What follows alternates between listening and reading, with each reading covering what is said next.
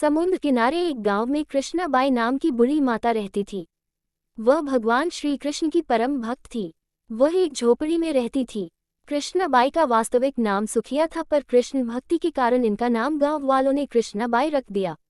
घर घर में झाड़ू पोछा बर्तन और खाना बनाना ही इनका काम था।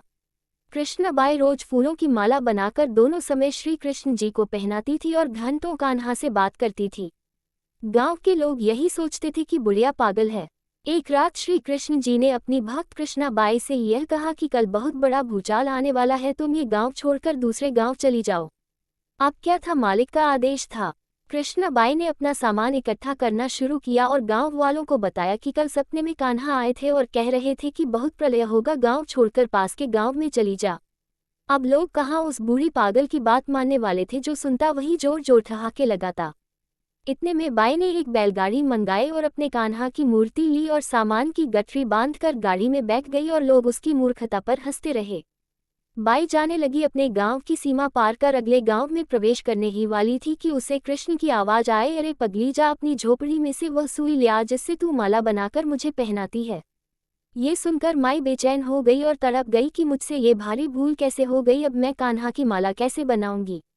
उसने गाड़ी वाले को वहां रोका और बदहवास अपने झोपड़ी की तरफ भागी।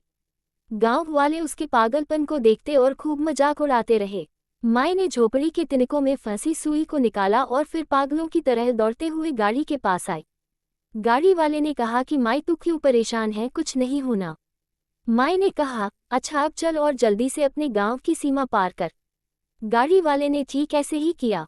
अरे ये क्या, जैसे ही सीमा पार हुई पूरा गांव ही समुद्र में समा गया।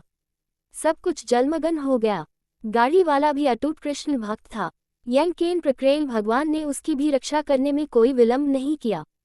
इस कहानी से हमें ये शिक्षा मिलती है कि प्रभु जब अपने भक्त की मात्र एक सुई तक की इतनी चिंता करते हैं तो वह भक्त की रक्षा के लिए कितना चिंतित होते होंगे। जब तक उस भक्त की एक सुई उस गांव में थी, पूरा गांव बचा था। इसीलिए कहा जाता है कि भरी बदरिया पाप की बरसन लगे अंगार, संत न होते जगत में जल जाता संसार। अर्थात अगर इस दुनिया में संत एवं अच्छे व्यक्ति न होते तो ये संसार कब का समाप्त हो गया होता।